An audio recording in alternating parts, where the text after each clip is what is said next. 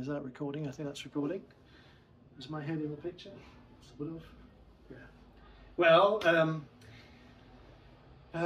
thank you for meeting me, and I suppose I should start. In fact, I was told to start also with a compliment because they said in the theatre, well, he won't compliment himself, so please compliment Thomas Adés. So.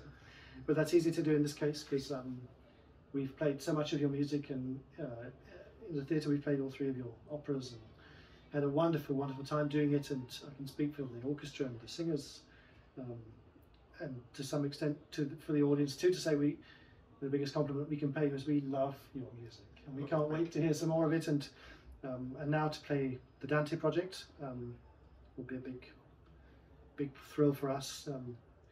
I wondered. You also have a big relationship with Denmark outside the Royal Theatre. You won the Sonning Prize in 2015, and I know that Taylor Sinfonietta has played quite a lot of your pieces, and you've been there many times. I wonder if you have fond memories of being in Denmark and coming back to Denmark. And... Yes, I love coming to Denmark always, and I think the first time I went ever, I was a young student trying to work out what to do next, and I went to Aarhus to meet Noble. Oh, yeah. And so yeah, and then there was a long period rehearsing The Tempest in 2005. I'm saying, I think I had an apartment in Newhaven, which is beautiful, and just it was really a dream. And we would go to work on the ballet every day, so that was very special. It wasn't like the usual grind of being in a big city. No, I remember a similar thing myself. Yes. Right. So, nice. So I've got the fondest. I always loved going to Copenhagen, and I feel very lucky to be there. This is the first time I would have been in this particular theatre. That's right. Yeah, that's right. Yes. Well, it has a wonderful sound. Yes. So I think you'll have a good time in there. And and of course this time you're with the Royal Ballet for the first time. I was thinking a bit, you've written so many theatre pieces and theatrical pieces, and you've written pieces in almost every genre. But this is, I think, your first specific ballet, but yes. Music written as a ballet. That's right. I wondered how you do it. I mean, how do you write music that you know will be danceable?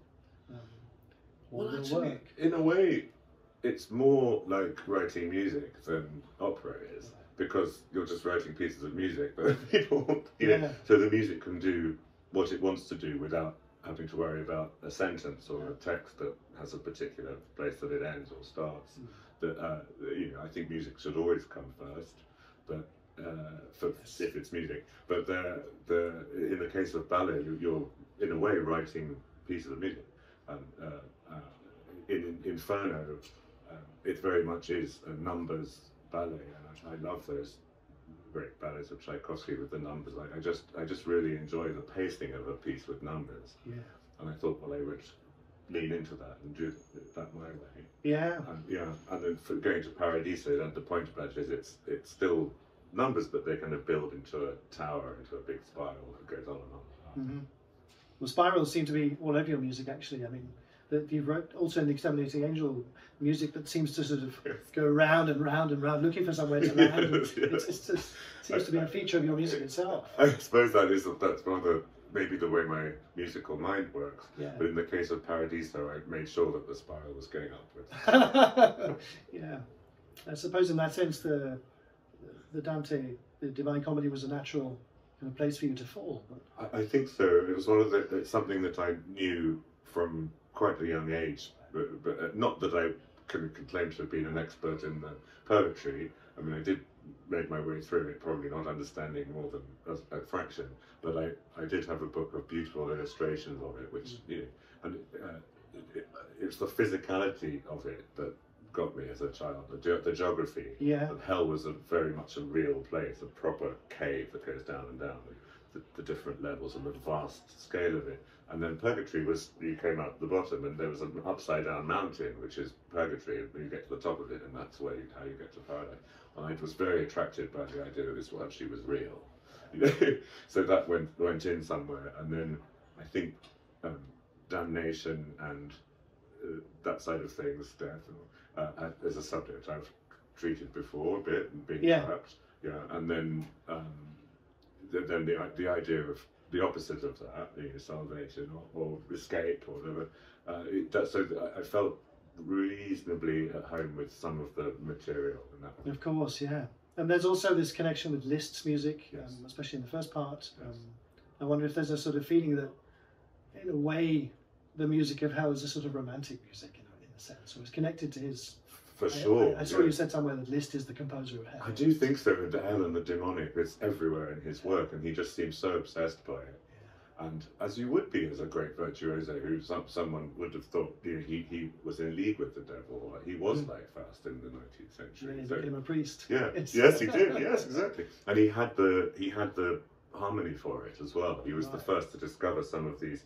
And they really are undermining things. They're things that undermine tonality, and that was the first time they'd really been used in that way. Yeah. So that somehow contributes to that.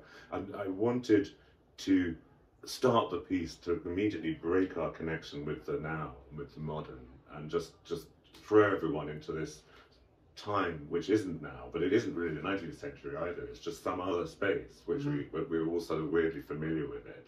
And I thought that would be what Hell should be like, or the Inferno should be like. It's a very persuasive Hell to me. That's the other thing, of course, that's the problem all around, and also for for God, is that the Hell is more attractive. Yes, I've said many times, So Hell is warmer than heaven. It's warmer, it's more fun, and there's more going on. And, yeah.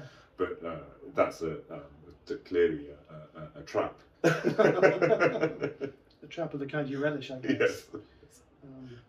Yes. Our orchestra, the Royal Danish Orchestra, is celebrating its birthday actually next week. It will be 575 years old. And I'm sure that we'd like to celebrate that in many ways, but you are somebody who writes just the most wonderful challenges, new challenges for orchestras, for, in a sense, traditional symphony orchestras, perhaps expanded. You've gone a little bit to the limits of the perception of what, the very high tones, the very low tones. It's all part of your music. But I wonder if you feel good about orchestras these days, in a time when we can hear so much music in every conceivable way. A lot of electronic music, a lot of music on recordings. But I don't know, the impact of a live orchestra playing, yes, making music in a sort of traditional way. Absolutely, yes. I feel feels very strong. It's very strong because I think it's more and more unique. It's more and more offers something unique that you don't get anywhere else. This number of people playing these things, which they are literally sometimes precious antiques, but there's nothing that can really reproduce the sound of a real violin or a group of violin. It can't really be done. People have tried. Yeah, you can't. And the physicality of the bows moving. It's not. They're not just tools. They are actually bits of nature. Wood and hair and all these things. That's very important. So when you talk about the sound of the leaves or it's wood that's making that sound. Yeah. So that's real. Horsehair.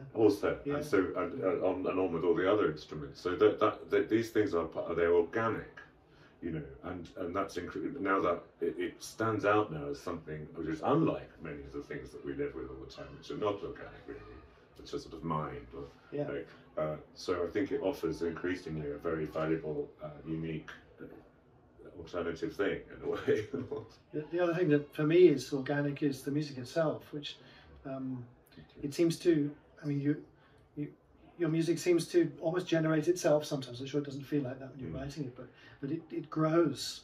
And grows like a huge tree. It doesn't feel like that at first, but then I don't know. If I keep going long enough, that starts to happen, which is always nice. As a conductor, do you feel the same in performance? A little bit like the pacing of an evening or a piece. It does the same. It must. I mean, it's the closest I get to feeling like a composer, actually. Good. Well, ideally, yes. When that happens, that's what you want. It's just a dream. It's good. Well, I'm looking forward to. I'll be there. I'm looking forward to hearing you conduct it very much. Thank you so much. That's brilliant. Let's see what that turns out now.